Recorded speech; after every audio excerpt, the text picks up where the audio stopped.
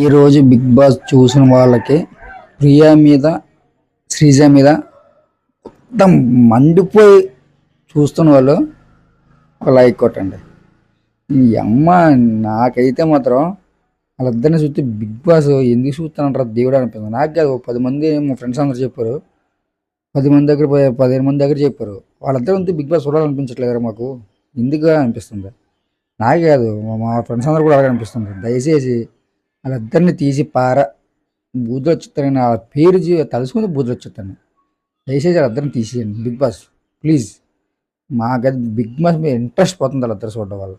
ఈరోజు చేసిన వాళ్ళ అలిగేషన్స్, కామనర్స్, ఈ ఏటలు కామనర్స్ సెలబ్రిటీస్ ఈ టాస్క్లోని అసలు అది ఫేర్గా జరిగింది టాస్క్. రీతి చౌదరికి సిగ్గే ఉందా అసలు? ఏమైనా ఆ డెమ్మన్ పవన్ గెలిపించడం కోసం భరణి గారిని చెప్పిన తర్వాత మీరు 3 times రాశారన్నది. అతను చెప్పిన తర్వాత బర్నీ గారు ఆపిన తర్వాత కూడా డెమన్ పవర్ 2 times రాశాడు. అది చూసిందా? అది చూడలేదు.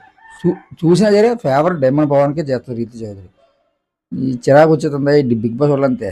మనకి ఎలాంటి వీడియోలు అసలు మనకి నచ్చవు, కానీ బిగ్ బాస్ కొంచెం ఈ వీడియో అక్కడ దాకా వెళ్తే ఎవరి దాకా వెళ్తే కొంచెం వాళ్ళిద్దరిని తీసి అంతరనేసి వీడియో చేయవలసి వస్తుంది. తీసేయంటారు వాళ్ళిద్దరు, అసలు నచ్చట్లేదు బిగ్ బాస్.